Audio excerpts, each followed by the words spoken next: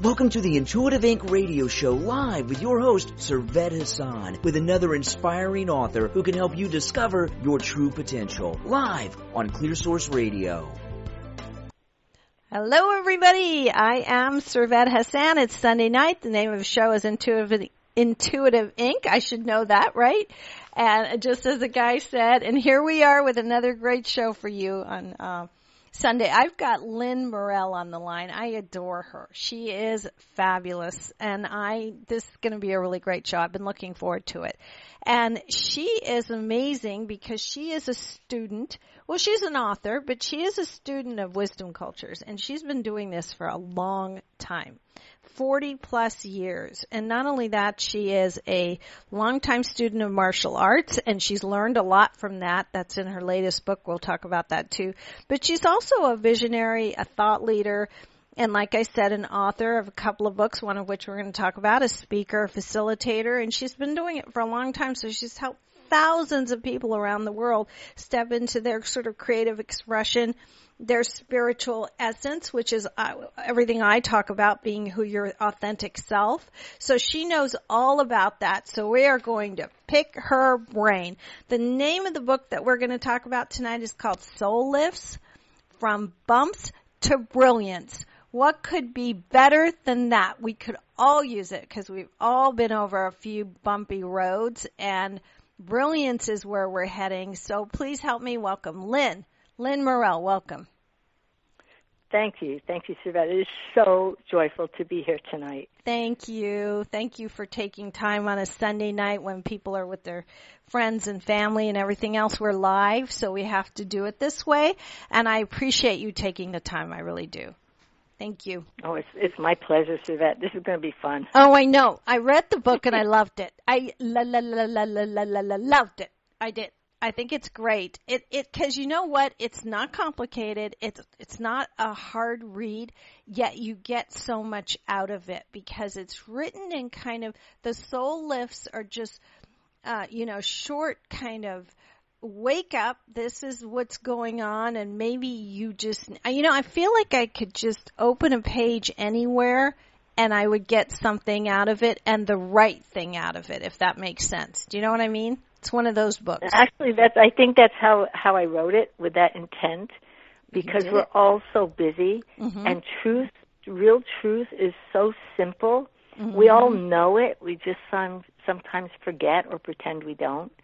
And so my goal in writing this is that people who have super busy lives could just leave it on their coffee table, open to a page, and go, wow.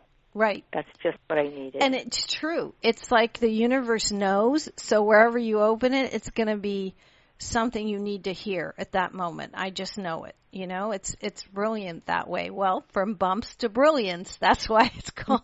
The art of living brilliantly is what I think it is. So tell us all, Lin, how did you come up with the idea for it, and what made you write it? Well, it's funny. I've stopped counting at 5. I think I've written closer to 7 books. But Soul Lifts happened after a Thanksgiving dinner with friends, and I was so grateful on the way home. I was just happy about everything, the trees, the food, my full tummy. And I have these little intuitive nudges that I get, and inside of me it was like, it's time to write your next book. And I said, really? Because I had one that was in process that was sort of on hold. And I said, yeah. And I said, okay, so I'm willing to put my butt in the chair. You tell me what I'm supposed to say to that part of me that is wise. And so I sat down and I just started typing. And the funniest thing came out of my typing is that my red Chevy van and I almost ran him over. We didn't know it then, but we were on a crash course with destiny that collided on our way to a storytelling workshop. So yeah. That's a great story, and the book starts with that story. It does, and that's how the book actually started. Yeah. And so the incident that could have taken his life gave him a wife and me a man to treasure. And, it's so corny. No, it's not corny. I love it. That's kind of how life is. Hey, I almost ran you over, but you want to go out? want to have a drink? Really. And what was so funny is that as soon as he stepped off the curb because he forgot his wallet in a taxi, Mm-hmm. And as soon as I stepped on my brakes, I had this sinking feeling he was going to a storytelling workshop that I had booked a hotel for a speaker friend of mine. Sure enough, I walk into the room. There's this gentleman sitting in the front row. I sat behind him. And the funniest thing about ignoring intuition is my storytelling friend was staying with me, and he said to me, "Would you ever get married again?" And, you know, I'd been a widow for about 10 years, and I said, "Nah." And then I said, "You know, Doug, if I met a man that adored his wife as much as you adore yours, I would be interested." And that fateful saying, as soon as I said that, I heard inside of my head, "You were going to meet somebody tonight. Go to that workshop." I hadn't planned on attending. And immediately I didn't want to hear that. So what I substituted was, "Oh, maybe I'll meet some new clients."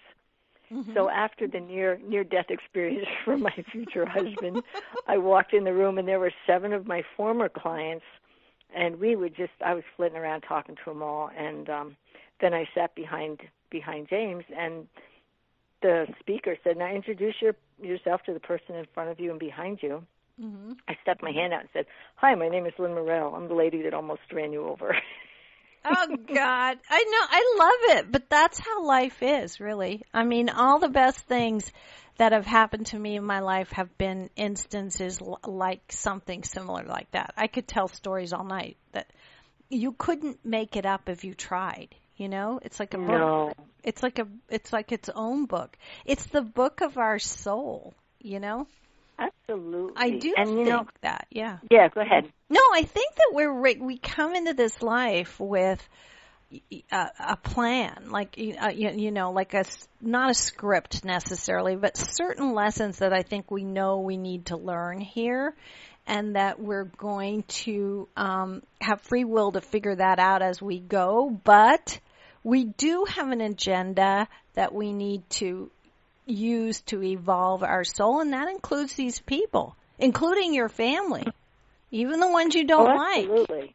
All of them. Yeah. And I think sometimes the ones you don't like are the ones that are there on purpose, because they're going to teach you the most, and it's not because you were up in that other place and you were in a hurry and, "Oh, I'll take you for a dad because I just can't figure anybody else out right now."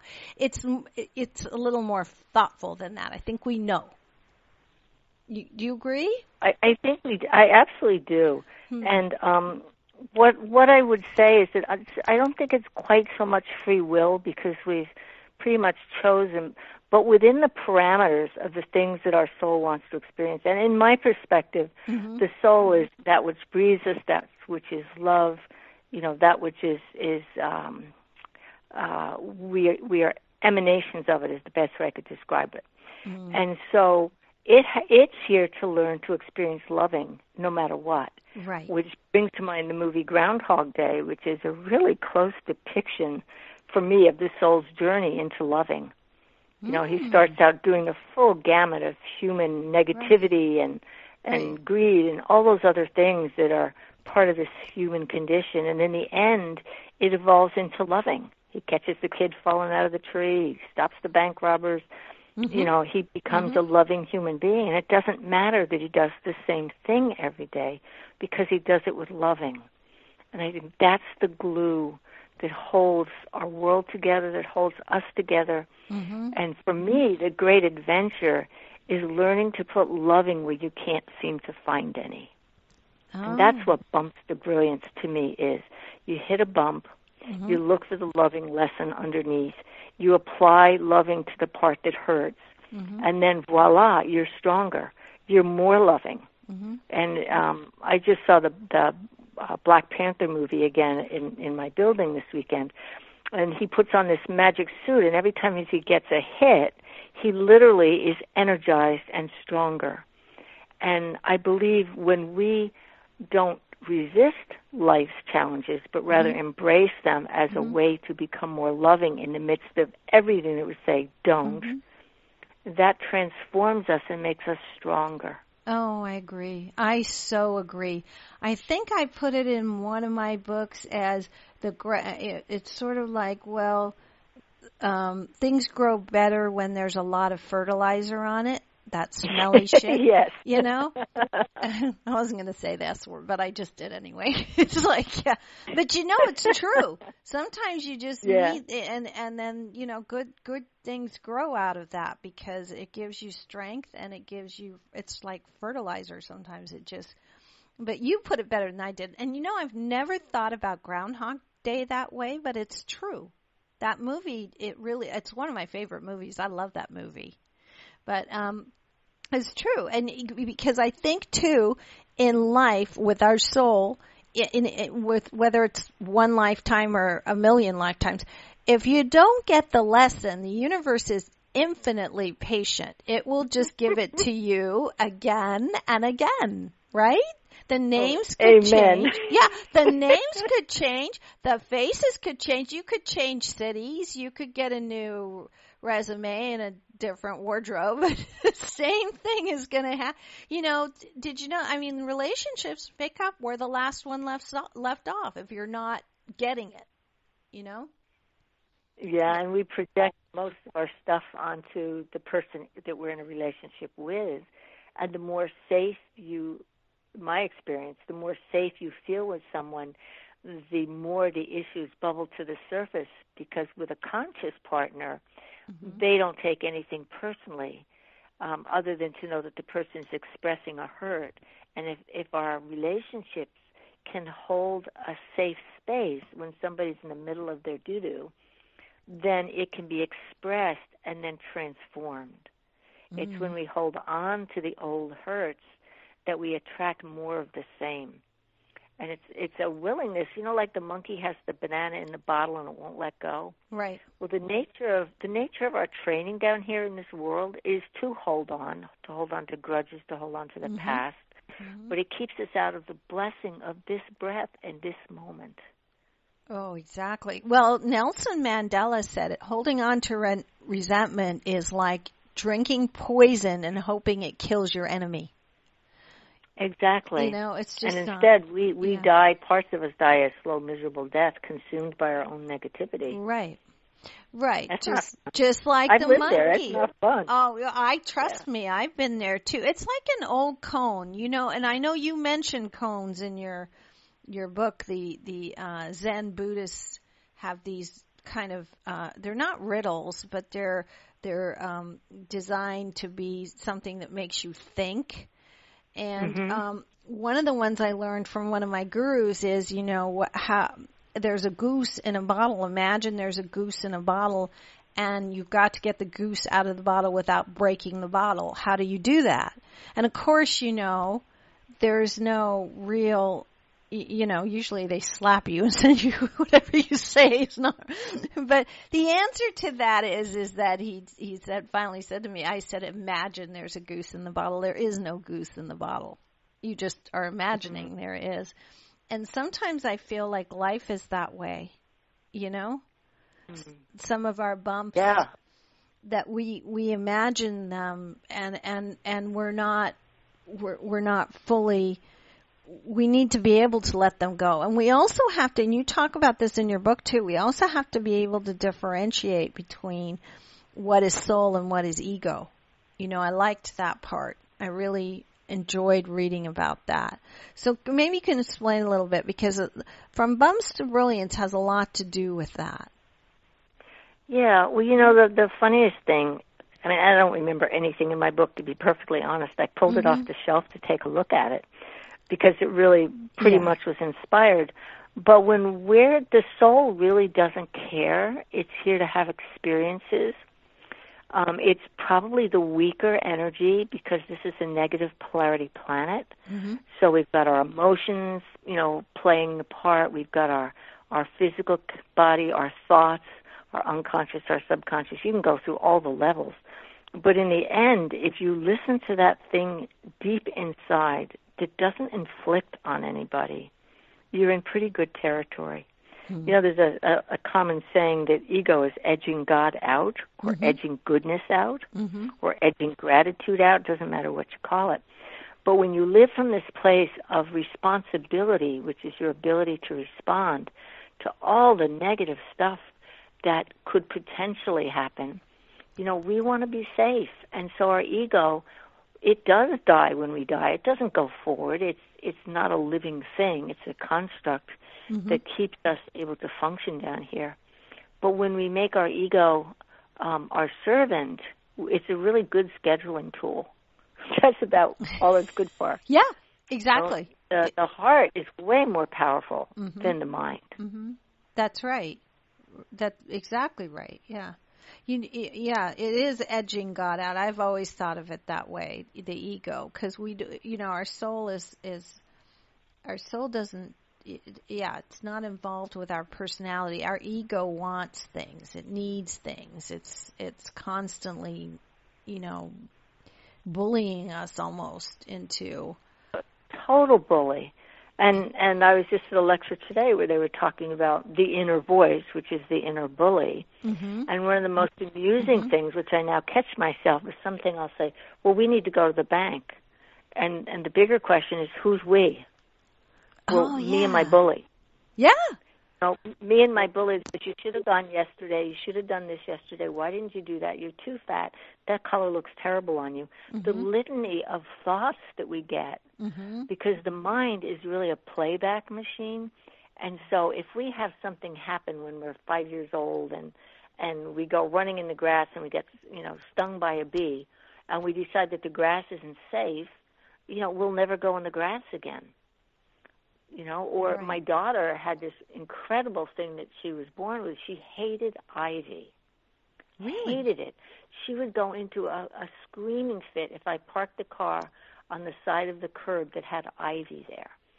And, I worked with her for quite a long time, and then something appeared as to why she hated ivy. And when I told her that, quote, make-believe story about why she hated ivy, well, actually, she told it to me first.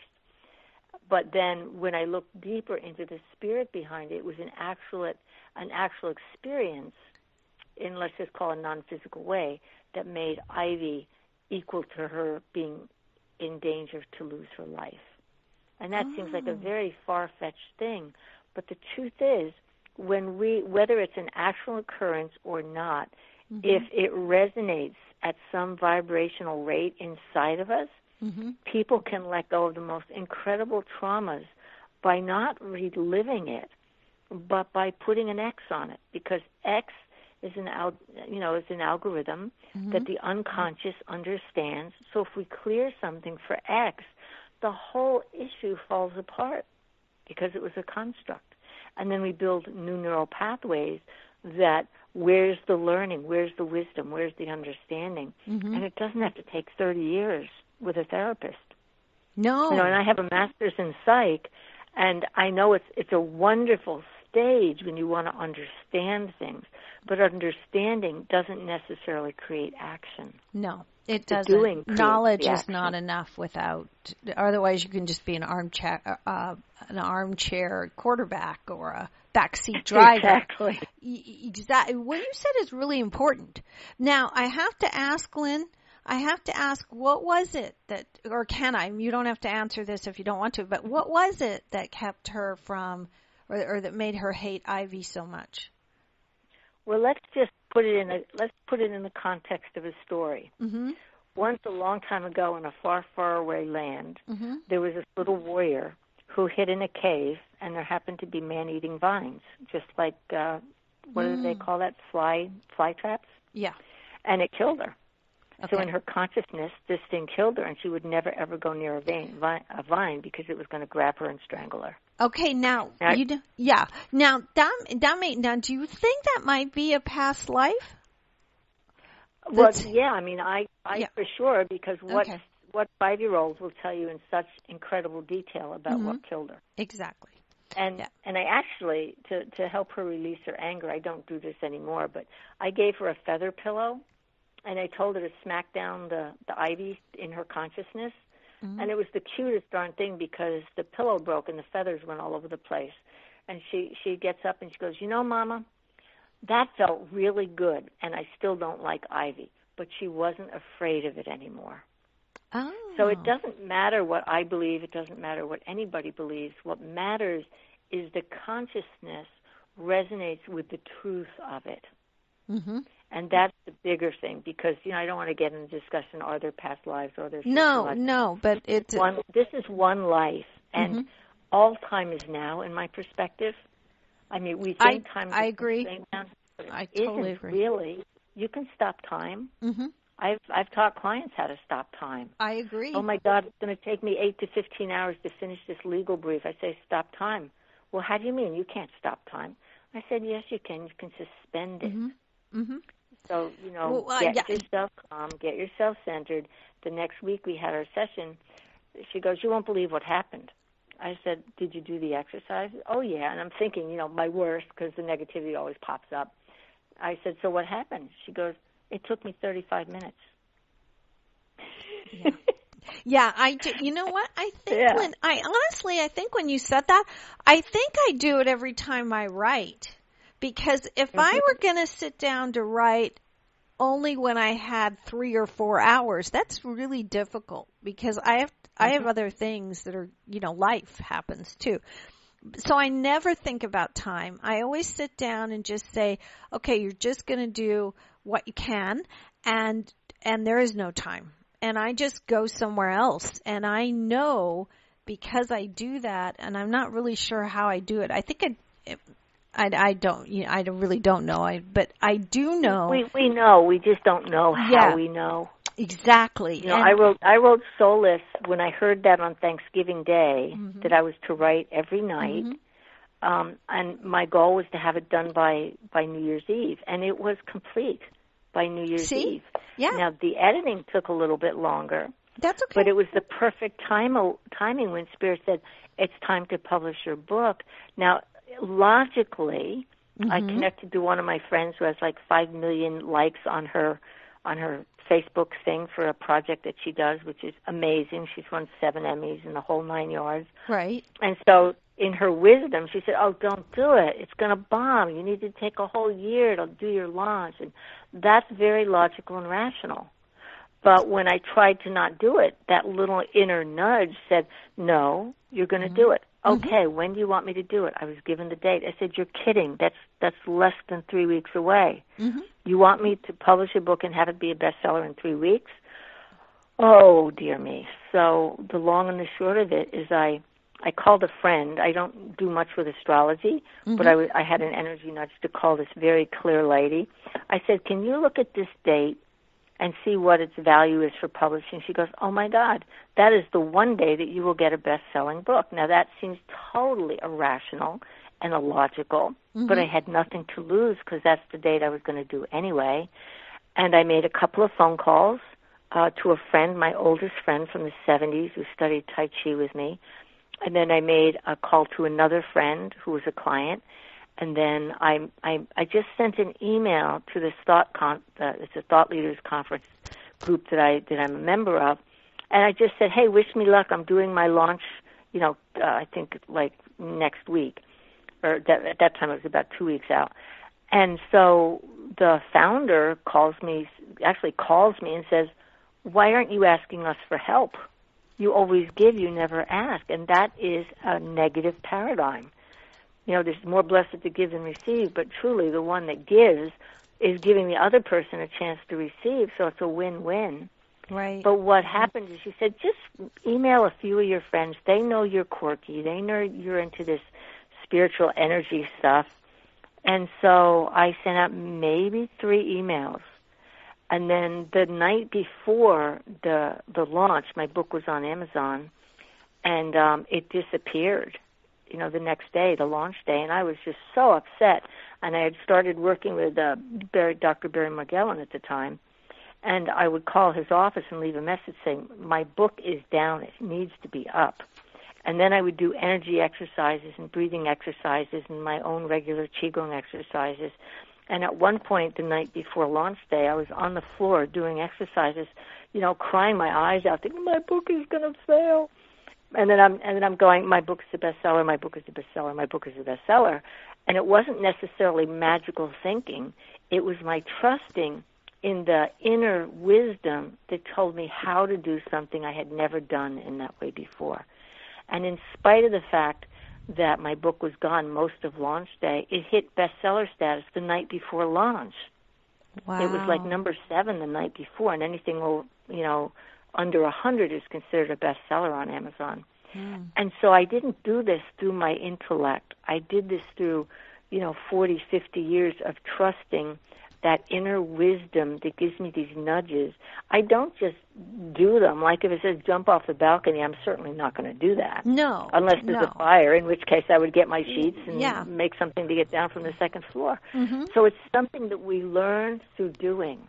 And sometimes in the beginning we fail miserably, but every failure is another step up the rung to greater awareness. Right, and we need to trust that voice that's guiding us. And there's a famous author, and I can't think of his name right now because that's what happens when you get old. My memory's not as good as it used to be. But he said something like, if logic tells you that life is meaningless, then don't give up on life. Give up on logic. And absolutely. I will try to remember the name, but it's true. And I never forgot that quote. I just forget who said it, but it'll come to me. But it's really true. It's like logic has nothing to do with anything, But really, honestly, I think that when you're guided like that, things work. And like you said, it's not about, we have like a GPS inside of us, and that's our soul. It knows where we need to go, and we need to trust it and know. And every time I do, and I follow my intuition, my gut reactions like that, things work out. And it did for you brilliantly, from bumps to brilliantly. I know, and the coolest thing about that is when I first started becoming aware that I was intuitive, and the martial arts helped tremendously because I was a competitive athlete and I fought in the garden and I, blah, blah, blah. And but you're a fifth degree black belt. Yeah. Right. Yeah. 53 years I've been practicing, and I'm still learning something every time I go to class because life is about continual refinement and the next level and the next level. And the way that I got started was because I had a rather rocky beginning, in childhood, and so I honed survival skills at a very young age. And I also loved books and disappeared into the books. I like to say I got, I wanted to be a detective like Nancy Drew, and now in a very real sense I'm a detective into the psyche of people who have issues that don't go away, and it's an energy management thing. Right. But, it's like what we do with our energy is unique to each of us, and each of us has the dignity of our own unfolding as we climb the ladder or the stairways to greater wisdom. And to whom much is asked, there's a lot demanded if you have a very high goal in front of you. Your goal is to be a spiritual ambassador and help people to awaken to their highest, best good. The very core of my business is unchanged since this one started in 1984. Wow. And it started in a Chinese restaurant where I was previously a petrochemical buyer, and then I bought for Giant Stadium, and I built their Grand Prix racetrack and the Jets locker room and, all the things that were required to run the stadium and the racetrack and all that. But in this restaurant, in a defining moment, someone says, if you could do anything with your life, what would you do? And I'm asking all your listeners, if you could do anything with your life, and let's just say you knew you wouldn't fail even to make it easier, what would you do? Right. And when she asked me that question, I was like a deer in the headlights. I went, I don't know. Right? I don't know was a default that kept me safe, or I don't care was another safety mechanism, that I didn't have to be responsible for making a decision and then incur the wrath. Because back then I was totally vested in people approving or liking me. It's not quite the same way anymore. Yeah. Sure, I like people to like me, but I'm more vested in helping them get awake. Right, exactly. Whole different perspective. So did you then think about it after you were in the Chinese restaurant and decide that you were an hour later that you were, one, still hungry, and two, that you knew what you really wanted to do now? Well, actually, An hour later, my stomach was stuffed from dumplings and whatever else I ate. She grilled me until she said, "What if you did know?" Okay. Well, I said, out of some place inside of me came, I'd be a stress management consultant, and I would help people find the stillness in the middle of the chaos and busyness of their lives. It's a martial arts principle. Wow. And then she said, well, how would you do it? And I made a bunch of stuff up. She wrote it on the back of the Chinese placemat, folded it up, dropped me off at LAX. Now, within a couple of hours, it's probably closer to 2 hours later, I'm in this Sandwich U.S. Airway plane, reading an article about education, just laughing at the absurdity of what I was reading. And the woman next to me says, what's so funny? I said, I'm reading this education article. Wow, the state of education. And then the woman goes, I'm an educator. What do you do for a living? From someplace inside of me came, I'm a stress management consultant, and blah, blah, blah. Right. Exactly what I had blurted in the restaurant. Totally. Like, where did that come from? And then she says to me, do you have a business card? I said, no, not with me. I didn't have a business yet. Right. And then she goes, are you available on such and such a date? Thinking, can I get the day off work? Yes. And then, how much do you charge? I gulped, and I doubled what my current rate was because I ran a karate school for decades, and I was pretty high paid as a private instructor because, of all the things that I'd won. Right. And I doubled it plus expenses, and she shook hands.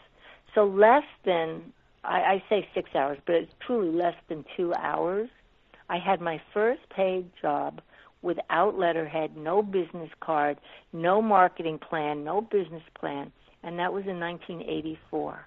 Wow. And here I am, thousands and thousands, if not millions of people, if you count all the magazines and the LA, New York Times and all that stuff that I've been in PBS.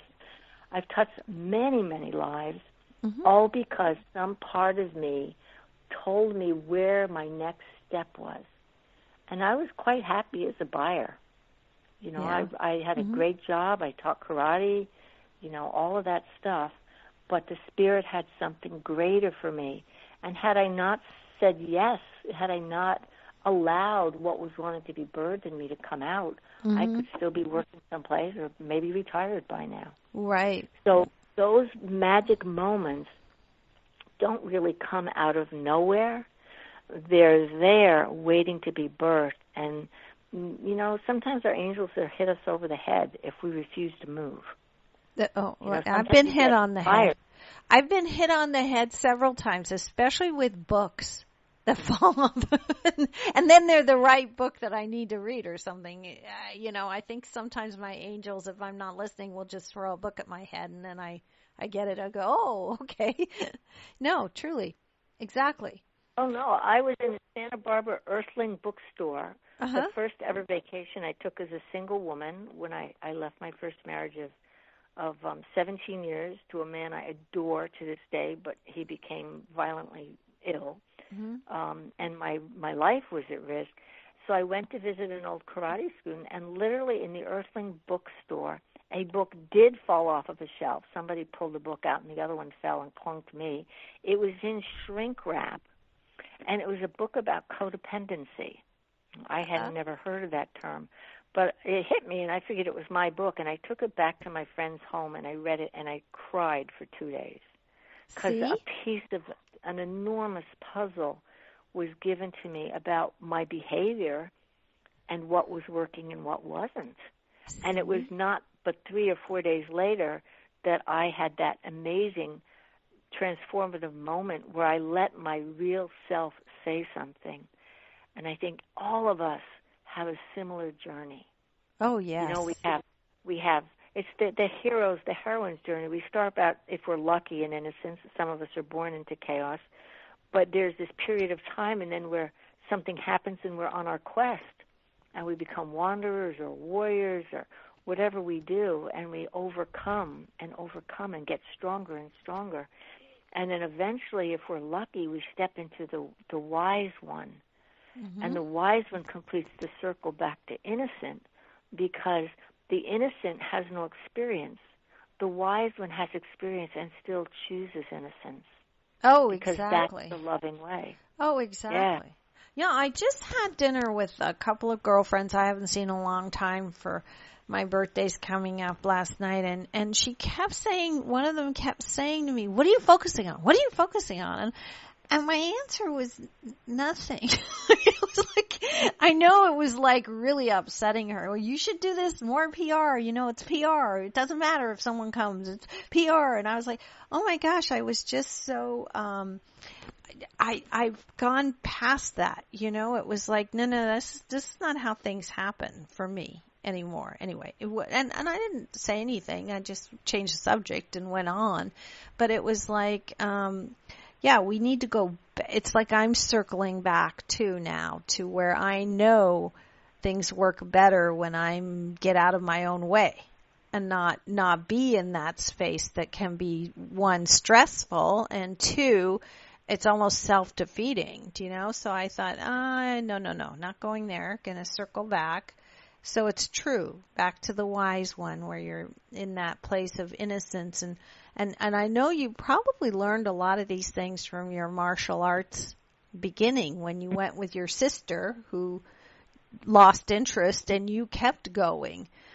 I know. Imagine a chubby kid who's 16, can't walk a straight line and chew gum. I was a bookworm. I was very introverted, and I was the designated chaperone when my sister decided to take judo lessons, and my sister-in-law bowed out at the last minute. And for me, I found a certain personal power. I was really good at it. And within 3 months, I was teaching beginners in exchange for tuition.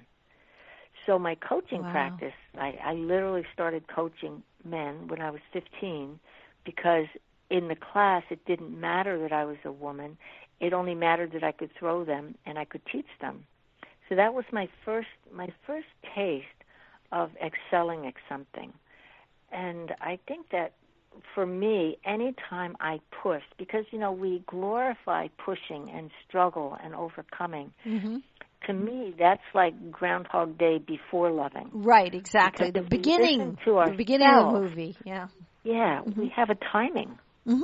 Exactly. And my timing for my clients and for everything I do is to wait until I have the impetus to move. Now, that doesn't mean be lazy. Mm-hmm. I've been writing goals for over 40-plus years. Mm-hmm. Let me see. I've been divorced since, easily 40 years. And so the thing for me is I write my goals, and then I open myself through being in nature, through doing certain exercises. Mm-hmm. I learned a lot when I was in mainland China, in Beijing, and in Taiwan. And again, I studied with an energy grandmaster. And many of them are the same exercises, but they're energized with a new vibration, a vibration that allows me to get clearer more quickly. And that's what I help my clients do. It's like I was always frustrated by the model of you need to sift through your past ad nauseum mm-hmm. so that you can then someday maybe put it to rest. I tried that route. It didn't work. Mm-hmm. And I literally had almost 17 years of missing memory. My life started when I ran away. Now, the great news is that I recovered it. The other news was that, I had to recover it, and I did it the way I did it, because I was way too guarded to let anybody into my life. Really? But my surrendering to the thing that breathed me was, you know how to get me through this, and I obviously don't, so lead me. And I found the right people, the places. Being invited to mainland China as part of the first U.S. Goodwill Tour changed my entire life. Wow, I can imagine. Out of I was acknowledged for my skill, for my intelligence, for mm-hmm. my niceness. Mm-hmm. And I hadn't heard that in a very long time, if ever, in my early childhood and adult years. Wow. So it changed now you. I have to admire myself. Right. Yeah, I can't believe I've lost time here because I lost track of time here because we're almost done. And I didn't open the lines, and I have like a million more questions and more discussion and things I want to talk about, the inner critic and all these other things. And I just could go on and on, but I am going to open up the lines. We are on the line with Lin Morel tonight, who's written a book called Soul Lifts, From Bumps to Brilliance. If you have a question for her, about anything that you're stuck in or any bump that you can't seem to move past, I mean, this is the person to ask. So be brave and call in now at 949-313-8880. I mean, she certainly is the one to ask. We're running out of time, so I can't. I'm sorry about that. But if you've got a quick question, we'll take them. So please call again. The number is 949-313-8880. And Lynn, how can people get a hold of you if they'd like to reach out to you on a personal? Do you do private consulting with people? I do. Yeah. How would they find you? I work with people all over the world by Skype, Zoom, phone. Mm-hmm. The easiest way probably would be to send me an email at Dr. Lin Morel, DrLinMorel @gmail.com, and just put, your radio show, Intuitive Inc., on top, and then I'll get back to them as soon as I can. Okay, perfect, because what happens is people are like, I want to call, and then they're either afraid or they don't have the right form of the question, and the minute the show is over, I get 9,000 emails about, I wanted to call and ask, and I wanted to know this, but I didn't get it together in time. So if you're not going to call now... I would just say there's no such thing as a stupid question. Oh, no, I know, but people lead to answers. Yeah, exactly, but people go into fear, which is something I wanted to talk to you about too, but people do, and so be brave. Call in now, 949-313-8880. If you have a bump in your life or something you're trying to move past, call in anyway. But you're right, Lynn, there are no stupid questions, because really that's how we figure things out, and that's where your answers come from. Or oftentimes I find a question that's not even, which you might think is stupid, might lead to the right question too, because sometimes we're not clear and it just clears out the debris so you can see what you're trying to really find out too. No, I agree. I mean, I never asked questions. I never opened my mouth, which is funny. Mm-hmm. As a kid, they used to say, girl, do you have a mouth? Do you have a voice? And now, I speak for a living. I do all sorts of things to support people in becoming who they truly are, and that we just get enculturated and forget. Yeah. I mean, just look at a newborn baby. Oh, my gosh, they get what they want all the time, unless their parents are really not present. Right. They cry, they get fed, they get their diapers changed, and then by the time we're 7, usually we're socialized out of our authentic self.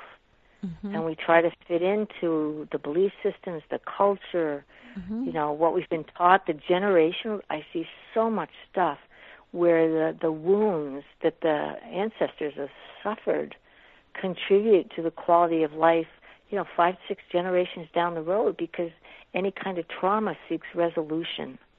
Exactly. It's the nature of life to seek resolution. Right. And sometimes the question is a perfect place to start.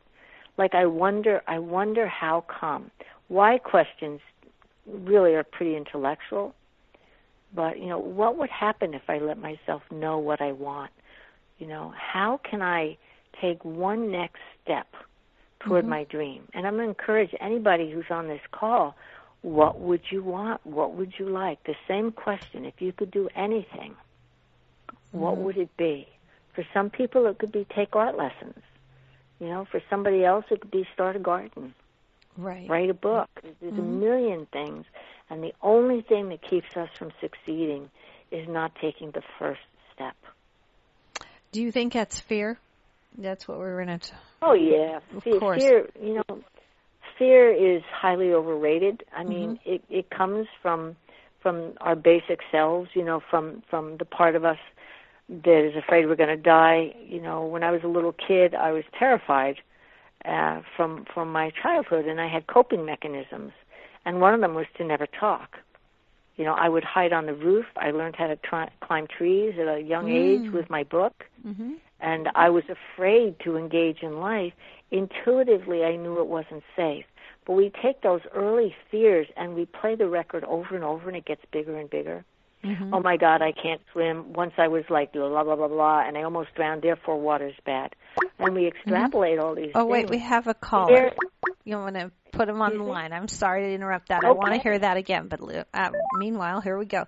Hello. Hello, caller. Caller, we have a caller on the line. Hello. Hello. Hello. Hi there. Hi. Hi, you have a question? Go ahead. Well, first I just want to say I've been listening to the entire show, and I enjoy everything about it. And my question might be silly, but I thought after that, what you just said, I thought, well, what the heck? Good. Yay. Yes. Go ahead. You know, I don't worry about a lot of things, but I really have a challenge in, I'm not obese or anything like that. I do like a little sugar and some carbs, but I would really like to put my path on a healthier eating regime.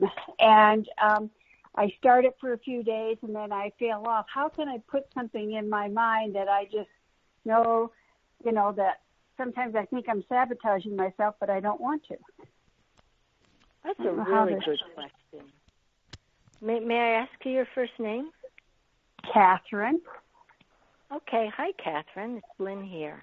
That's an excellent question. I think you already have the answer in your question, which is many of us, myself included, use food to fill up a feeling of discomfort inside of us. And so for myself, for example, if I'm starting a major project, I will find myself wandering to the refrigerator multiple times, opening the door, expecting to find something different. Or if I have chocolate, I'll go for the chocolate. So one of the ways you can start is first by catching yourself. So if you do eat a carb, rather than feeling guilty about it, a deeper question might be, what was I thinking or feeling before I went unconscious and went and got something? Now, many, many people, including myself, we're masters at judging ourselves for having a cup of coffee or a croissant or whatever it is we've decided we shouldn't do. But I find that it's what's eating us with our mind that drives us to eat food that may not serve us. Salt will dumb us down in certain areas of our emotionality, and sugar will dumb us down in others. Sugar, in my experience, also makes me very irritable. And if I start eating too much, then I crave more. And the cravings become habitual, and they're also physiological. So what would one action step could you take, given what I just shared with you, that would allow you to make a baby step? It doesn't have to be the whole world. It just means what one thing could you do where when you did it, you said, well done, Catherine. Yeah. What could I do? Like not eat sugar for the day. Okay, so how about starting small? How about I'm not going to eat sugar till noon? Is that something you think you might be able to do? Oh, yeah. I'm okay with that. And is there a time of day when you find yourself going for the sugar? I would say more in the evening. Uh-huh. And are you pretty tired in the evening sometimes? No. Well, no. Okay. It seems like I should be, but I'm not. But I should be. What do you think sugar gives you? I mean, aside from a sugar rush. Like if there were a need inside of you, something that sugar is trying to fill up. I feel good. Mm-hmm. Exactly. So now a really brilliant next question, should you ask that to yourself, is what can I do to feel good that's different than sugar? Like do a Probably substitute. some exercises. Yeah, that would be a lovely thing, wouldn't it? Yeah. And the funniest thing is I do them too. When I find myself in front of the refrigerator more than 3 times in an hour, I start doing energy exercises, or I'll take a walk, and I'll go smell jasmine and roses, when they're in bloom. And then the biggest thing is I just go, well done. I actually have a that was easy button in my hallway, And when I catch myself making a positive affirmation or a positive action, I just do this. That was easy. I just hit the button, and I smile because I have just conquered a negative, non-productive action that takes me further away from what I say I want. So it's always we want to feel good, and so we're taught to use food.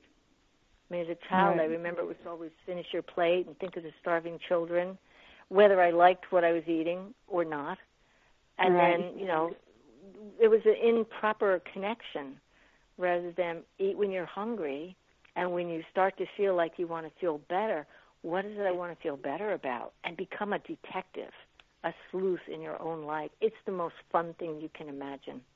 I had probably a 50-year habit of chocolate chip cookies and a cup of coffee. And when I finally got serious about it, it's like, okay, what triggers my knowing every really good chocolate chip cookie place around with coffee? And I had my special places in L.A. And when I drive by them, I'd find myself turning the car down the side street to stop and get a cookie and a coffee. And then I started going, what's that about?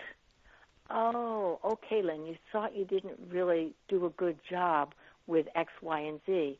So in a perverted, funny sort of way, I would punish myself by eating cookie and a coffee because then I'd feel lousy when I was done. Totally sabotage. That was my particular thing. When you get I think I feel the same thing. I feel I'm sabotaging myself. Yeah, and so love the inner saboteur and say, wow, what are you keeping me safe from? See, that's the $1 million question. When I started saying, wow, what drives me to be so close to my ideal weight or to whatever it is, and I find myself going toward the sweets, it's because I'm afraid, A, I'll be a failure, 2, I'll make a fool out of myself. Any number of flavor of the month thoughts that I have, if you can catch your thoughts. You know, in grad school we learned that feelings are thoughts felt physiologically. So we may have, a thought, and then we have a feeling, and the next thing you know, the cookie's in our mouth. But if you can dismember that by just pretending you're like me as a kid, you know, what was her name? Nancy Drew. You know, like how would she solve this mystery, the mystery of the missing cookie? I ate it. And how come? Does that help you at all? I like that. Yeah, I like that thought of that. That's very good. That's fabulous. And just thank you for your courage in speaking up. It just touches my heart in the most profound way. Thank you for telling me and talking with me and everything. I appreciate it. Oh, you're welcome. Thank you. Thank you so much for listening, Catherine. Thank you so much for listening tonight. I'm glad you're enjoying the show, and thank you for tuning in. I appreciate it. Thanks. Good night. My pleasure. You're welcome. Thank you. I mean, that's great. That was a wonderful question. Lynn, that was a wonderful question and a wonderful answer. So someone out there got brave. We're out of time. I had to start to wind down. We've done an hour almost, and I'm like, I feel like I just started, and I could do this for another 2 or 3 hours. We're going to have you back. Would you please come back on my show, Lynn? Sure, this was fun, Servette. I really had a great time. And you're pretty amazing, too. You're very humble. You've accomplished quite a bit in your life, and it's just a treat and a treasure to spend time with you on a Sunday. Oh, well, thank you. All the other callers, anybody who's called in, just thank you from the bottom of my heart for taking time on a busy Sunday, getting ready for Monday. Right. To come and Right, they did, and I didn't touch on a lot of the subjects I wanted to talk about, and so really, honestly, we're going to just have you back on again. It's been awesome, a lot of fun. You're very knowledgeable. You've got this down pat.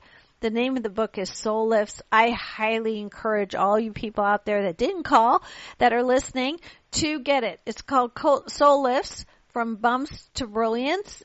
It's done in such a way that if you just pick it up at any moment. Like I picked it up just now, and I got the page about the three-legged stool and how you align yourself, your thoughts, your feelings, your emotions. Think of that as three-legged stool. And I was like, this is great. I mean, it could be something that simple, or that's not that simple, but I mean, it's like it makes you think, and it just does it in such a simple, easy way that's so understandable that you can actually apply it. And that's what I love about this book, because we can hear a lot of mumbo jumbo, and if you don't know what to do about it, then it doesn't help. This is actually really concretely, simply done, that you can apply it to whatever's going on with you at the time, just like you did with the caller, Lynn, just now. You know, you took her situation and you made it very understandable and easy to, you know, apply. Whether she does or not, that's up to her. But it's not something she's got to figure out. Like, oh, what did they say? How do I do that? You know, and that's what I love about this book. And so please get it, Lin Morel. And your website is linmorel.com, and it's L-I-N, or is it Dr. Lin Morel? I'm not. No, just LINMOREL. There you go, .com. And everything you need to know about her is on there. Think of it as a facelift. You know, the funniest thing is I didn't want to say soul lift because it's hard to say. Mm-hmm. So I tell everybody, instead of a facelift, give yourself a soul lift. It'll make you smile and look younger. Exactly. Not only that, it'll make your life better. Much better. And that's what we're all here to do, is evolve and grow. You've been wonderful. Lynn, you've been great, and we will have you back again. And I thank you from the bottom of my heart for taking the time to be on the show tonight. I know how busy you are, and I really appreciate that. And really go on linmorel.com. We're talking to Dr. Lin Morel, but the site is linmorel.com. Her other books are on there too. One called Get Clear, Get Connected, Get a Job. A lot of people could use that, or maybe they want their kids to get that. So anyway, It's all good. We've had a great time. I thank you from the bottom of my heart, and you take care. I appreciate you. Okay, take care. God bless everybody. Bye-bye. Bye. I love her. She's awesome. She's just been wonderful. And we're running. We did run a little late with the caller, so I'm going to have to say goodnight. But everything's good. She is on linmorel.com, linmorel.com. I am on servethassan.com, servethassan.com. My books are all on there, and also I'm still doing some private consultations. I've been doing a lot of workshops and things, but they have been private. I'm going to open up and do some big ones that are more public, and they'll be on the new website that's coming out as well, because that's being updated as we speak. And you know, I'm all about finding your authentic self and being true to who you really are, because that's what makes your world work and helps you get out of the way instead of forcing things to be. It's not about like getting your way. It's almost about like getting out of your way to let things. It's not about getting, it's about letting. So, and once you get there, things are much easier. And then, you know, I always say be you to the full, which is going to be the ending of the show anyway. And I appreciate you tuning in. Next week, I have another live guest. It's going to be an awesome show about relationships. So please tune in for that. I love you all. Thank you so much, and good night. Thank you for listening to the Intuitive Inc. radio show with Servette Hassan. Remember to be you to the full, because that is what is truly beautiful. Be sure to tune in next Sunday at 6 p.m. Pacific Standard Time for another dose of inspiration here on ClearSource Radio. Get the free app at clearsourceradio.com.